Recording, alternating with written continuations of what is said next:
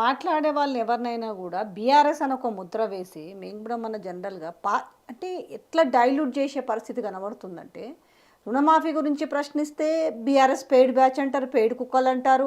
ఈరోజు ట్రోలింగ్ నా మీద ఎంత దారుణం అండి. ఏమన్నా మీరు బేసిక్ ఒక ఊరికి పోతానే నా ఊరోళ్ళు అంటే నాకు ఏదో వాళ్ళు ఎవరో తెలుస్తుంది. ఒక కొత్త ఊరికి పోయిన తర్వాత ఒక క్యాస్ట్ పెట్టి ఎట్లా తిడతారు అనేది మినిమం కామన్ సెన్స్ లేకుండా కేసు పెట్టించడమే కాకుండా దరిద్రమైన ట్రోలింగ్ అది. అంటే వీళ్ళు ఇట్లయితే మారారు అట్లయితే మారారు అనేసి మళ్ళీ మనకు తెలంగాణ ఉద్యమం కోసం పనిచేస్తున్న పరిస్థితులు కల్పిస్తున్నారంటే ఆ పరిస్థితులకి నెట్టబడుతుంది. ఏం చేద్దాం అనుకున్నారు అసలు? 60 సంవత్సరాల వలస పాలనలో చాలామంది బాగా బలిసినారు. అంటే అహంకారంతో బలిసినారు, దోపిడితో బలిసినారు, రౌడీజంతో బలిసినారు. తెలంగాణ సాధించడంతోనో తెలంగాణ ఉద్యమం అయిపోయింది అని అనుకోవడము, తర్వాత పద్ధతిగా చేసుకుందామని ఒక పెద్ద హృదయంతో ఒక డిక్లరేషన్ చేసినారు కేసీఆర్ గారు. కానీ మాకు ఇవాళ మేము రియలైజ్ అయ్యేది ఏంటంటే ఇంకా ఉద్యమం చేయాల్సిన అవసరం ఉంది. తెలంగాణ కల్చర్ని రిస్టోర్ చేసుకునే దానికోసం ఉద్యమం చేయాల్సిన అవసరం ఉంది.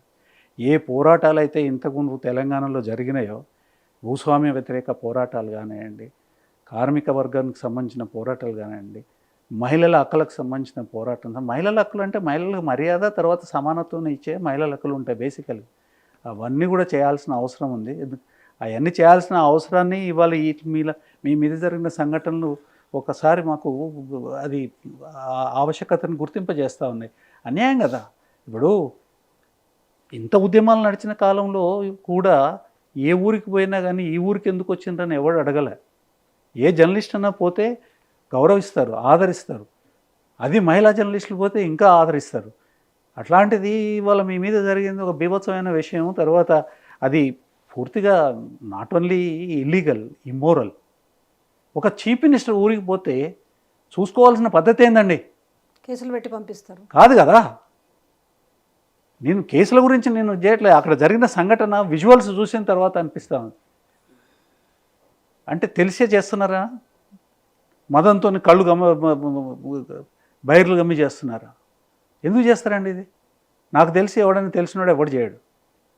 లేదు అని అంటే సిస్టమ్ మీద ఎవరికి నమ్మకం లేకుంటే ఎందుకు పోవాలని మాట్లాడుతున్న వాళ్ళ గురించి నాకు ఎందుకు పోరండి?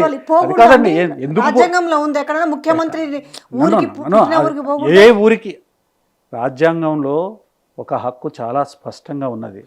You can go to any nook and corner of this country. Citizen ఎవరైనా సరే ప్రతి దేశంలో మూలలో ఎక్కడికంటే అక్కడికి పోయే హక్కు ఉన్నది.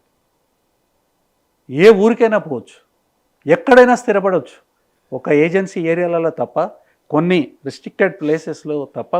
అక్కడ ఆ ప్రాంత ప్రజల యొక్క హక్కులను కాపాడేదానికోసం రాజ్యాంగం కొన్ని నిబంధనలు పెట్టింది. అక్కడికి పోవచ్చు కానీ ఆడ స్థిరపడవద్దు అంతే.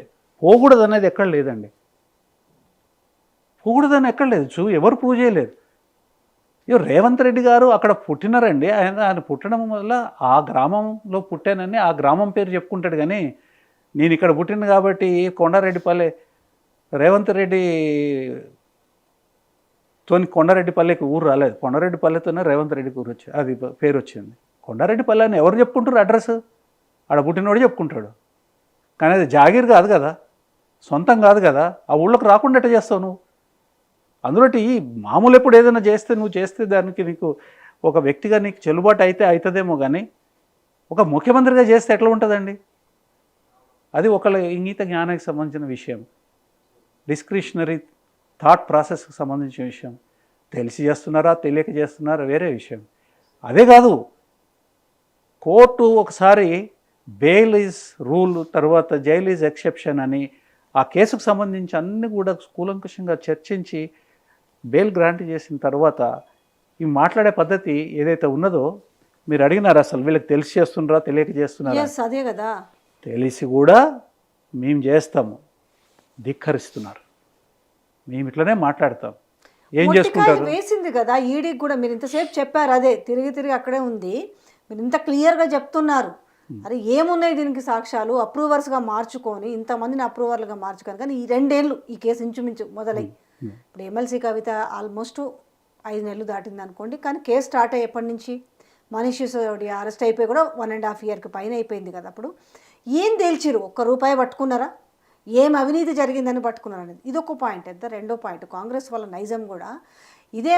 ఒకసారి కేజ్రీవాల్కి బెయిల్ వచ్చింది కదా మధ్యలో, స్వాగతిస్తామంటారు. మొన్న మనీష్ సిసోడియాకి బెయిల్ వస్తే స్వాగతిస్తామంటారు. ఒకే కేసులో మీకు రెండు స్ప్లిట్ పర్సనాలిటీ ఎందుకు ఉంది? మరి కవితకు బెయిల్ వచ్చినప్పుడు కూడా స్వాగతించాల్సింది పోయి ఈమెనేమో అవినీతి చేసిందంటారు, మరి వాళ్ళు ఏం చేసారు పునీతులా? మరి అంటే ఒక కేసులో స్ప్లిట్ పర్సనాలిటీ ఏంటి? స్ప్లిట్ పర్సనాలిటీ కాదండి, వాళ్ళకి ఏంటంటే అక్కడ ఇవాళ నార్త్లో ఎలక్షన్స్ ఉన్నాయి, అసెంబ్లీ ఎలక్షన్స్ ఉన్నాయి, హర్యానాలో ఎలక్షన్ ఉంది,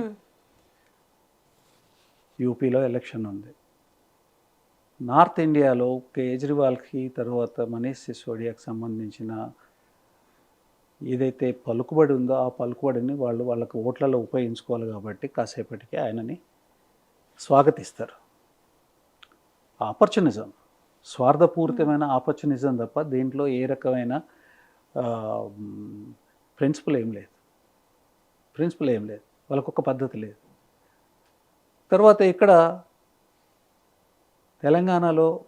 తెలంగాణకు సంబంధించిన బీఆర్ఎస్ పార్టీకి సంబంధించింది కాబట్టి మొదటి నుంచి తెలంగాణలో బీఆర్ఎస్కి కాంగ్రెస్ వ్యతిరేకంగా ఉన్నది. వాళ్ళ ప్రయోజనాలకు అనుకూలంగా అది ఎంత చెత్తగా మాట్లాడాల్సిన అవసరం వచ్చినా అంత చెత్తగా మాట్లాడతారు. ప్రజలు నవ్వుతారు అనుకున్నా వాళ్ళకి ఏం లేదు, ప్రజలు మమ్మల్ని తప్పుపడతారని అనుకున్నా వాళ్ళకి ఏమీ ఈ బాధ లేదు. అది వాళ్ళకి అంటే ఒక పద్ధతి లేని తనము. పార్టీ పద్ధతి లేదు, వాళ్ళకి పద్ధతి లేదు, వాళ్ళ నాయకత్వానికి పద్ధతి లేదు. తర్వాత వాళ్ళు బీజేపీతో పూర్తిగా కుమ్ముకై ఉన్నారు. బీజేపీతో కుమ్ముకై ఉన్నారనే దానికి నేను ఉదాహరణలు చెప్పినాను. కాంగ్రెస్ పార్టీలో ఎంత అవినీతి ఉండాలో అంత అవినీతి ఉంటుంది. ఎప్పుడు కూడా అవినీతి అనేది వాళ్ళకి ట్రేడ్ మార్క్.